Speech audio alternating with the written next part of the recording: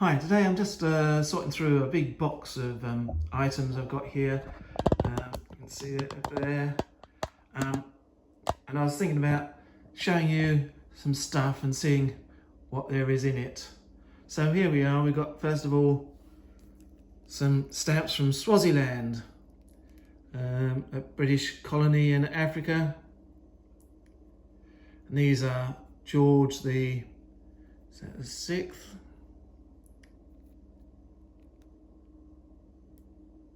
Of Swaziland. Different colours and different faces. And this one we got one is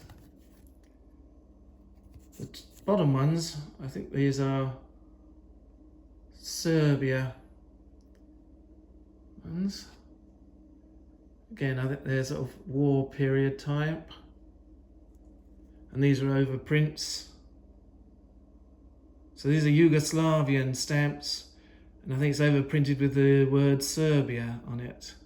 So this is the young king of Yugoslavia, and these are actually Serbian stamps with the name Serbia on them. Here we got some stamps from the Orange Free State, which was a Dutch colony in South Africa.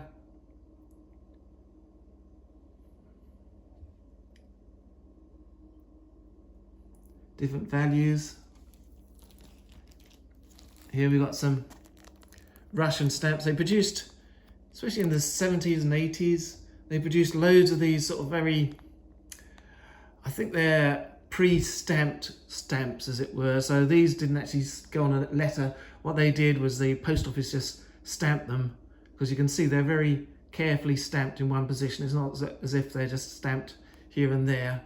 And so they made these mainly for selling to collectors, and it got out of hand. A lot of these countries like Eastern Europe, Hungary, Russia, Poland, and then you've got lots of little states in little islands produce these just for for stamp collectors, as I say, which were a big thing back in the 60s, 70s, 80s. Now stamp collecting is much more of a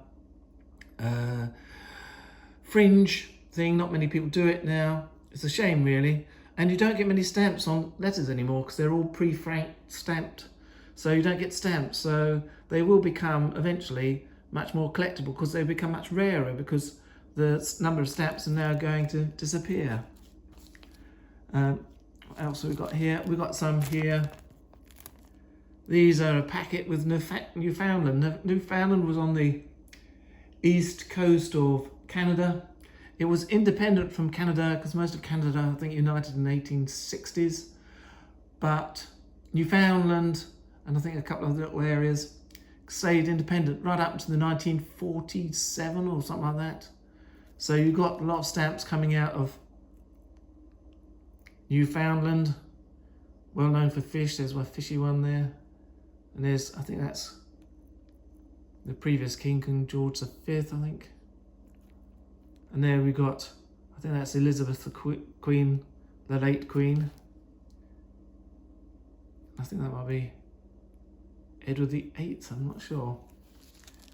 Now the little one here we've got is British Bechuanaland. Again, it's a British colony, and I think it's a sort of like central to South Africa. Mafeking, which was, is that Mafeking? Yeah, because there's a relief of Mafeking, so maybe it's to do with that. Queen Victoria, mint, no gum.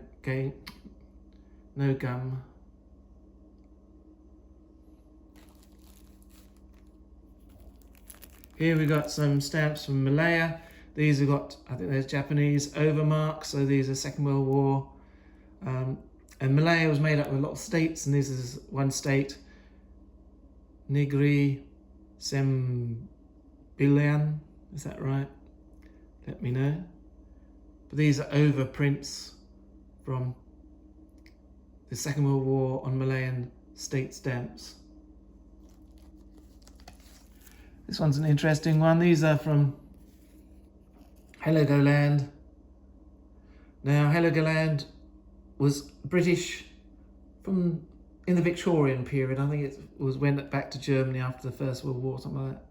But it was an island off of Germany, quite close to Germany, the coast of Germany, and it was under British control for quite a long time in the 19th century, eventually going back to part of Germany. I think it might have been a remnant of the old period when Britain had use of Hanover, which was part of the British for a while. Now we've got some Czechoslovakian ones. I think these are Second World War again, overprints with swastikas.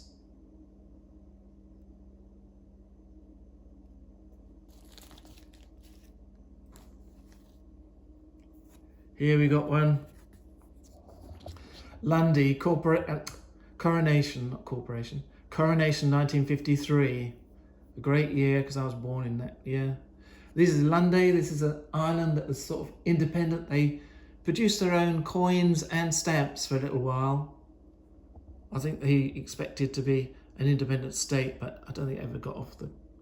And they had puffin as their coinage. So this has got 4 puffin. But these are to do with the coronation period.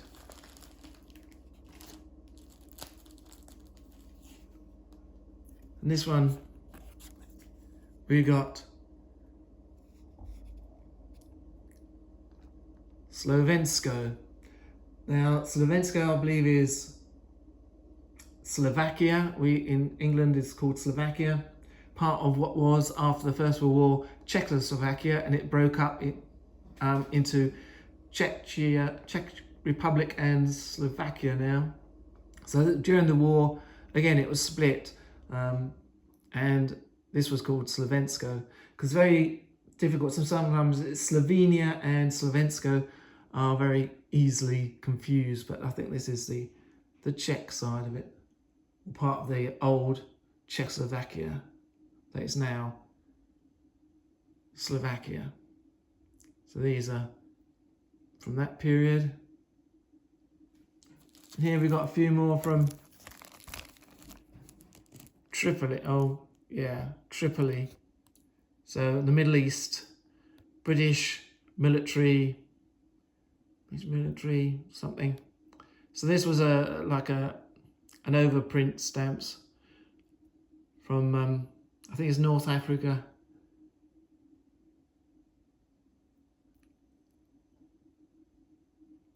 And they were all given.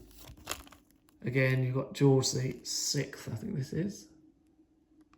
These are the military stamps.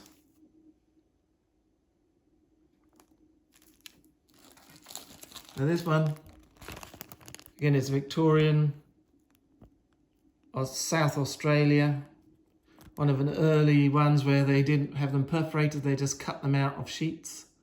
So these are very straight lines.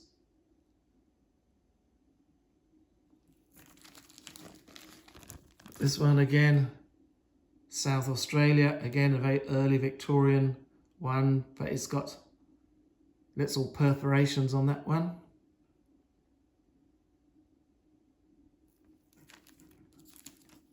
Then we've got another one. This was Newfoundland, again this was part of Canada. Again, very well known for its fishing. And it's late. I think this is sort of Victorian period. 2 cents.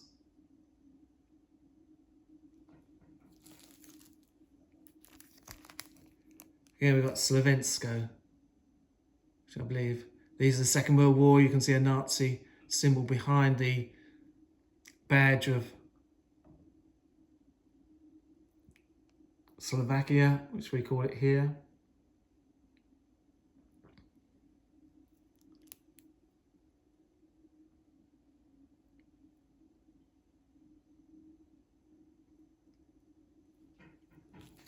There's some more ones. These are to do with Kingdom of Serbia. Serbia was a kingdom before it was amalgamated as part of Yugoslavia after the First World War.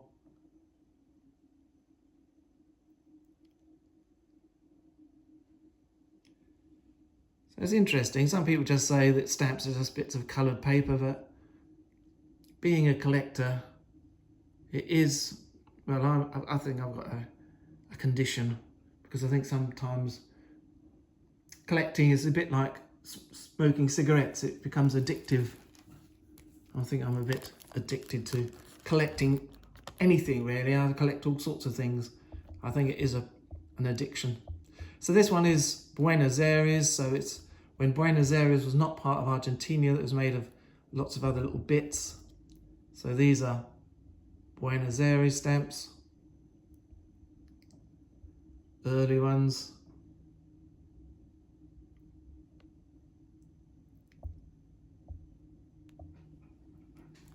And look at another one. All these Hungarian stamps. There's an early one with the king with his crown, very elaborate crown. Magyar poster. Again, I think these are period of the First and Second World Wars. Pull that up there so you can see it better. And these ones here, they're very common. You get those. Once you start collecting stamps, you know which ones are very, very common and which ones are much more difficult to get. And again, these are not very well produced. I'll just show you a few of the Japanese occupation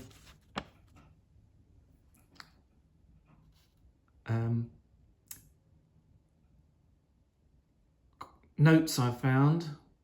Japanese government promised to pay the bearer on demand $1,000. That's quite a lot. I think these are merely all produced for Malaya. As you can see, there's a sort of a watermark and lots of very intricate design in these to stop forgery. We've got some Japanese down the back here. So these were Second World War notes for Malaya. Nice picture there of there's a caribou maybe, or some sort of domestic animal. And on the other side again we've got these, they're cows or caribou or something like that.